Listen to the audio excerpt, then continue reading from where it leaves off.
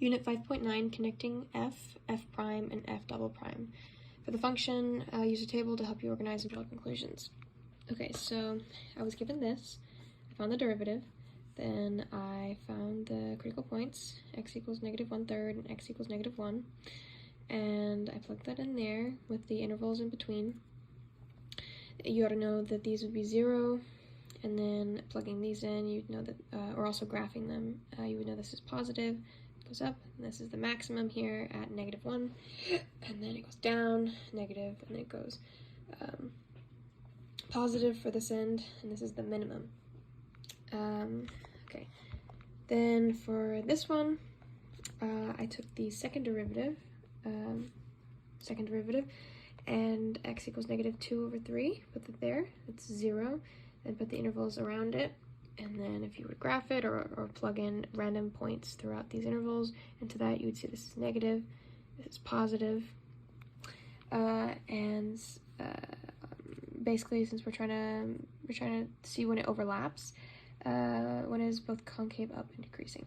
So I plugged in both things from each one with the first derivative and second derivative. I used -1, and then -2/3, and then -1/3, which is all of those points right there. And then you use the intervals in between for each one of them. You know this is 0, you know the second derivative is 0, you know this is 0.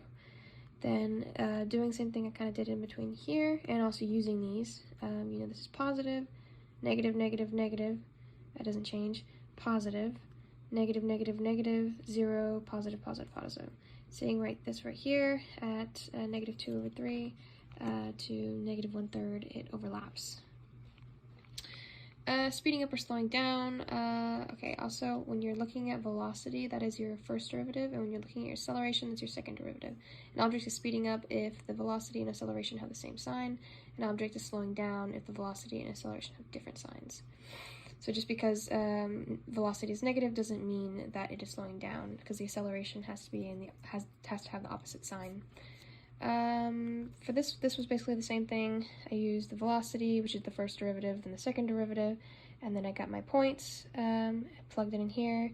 I used each, the positive or negative in between each interval, and then I kind of used it to observe and found that speeding happens on 2, 4, and 6 to infinity, because the velocity and the acceleration have the same sign. Right there. And then slowing down happens at -infinity to 2 because there's different signs, and 4, 6 because there's different signs.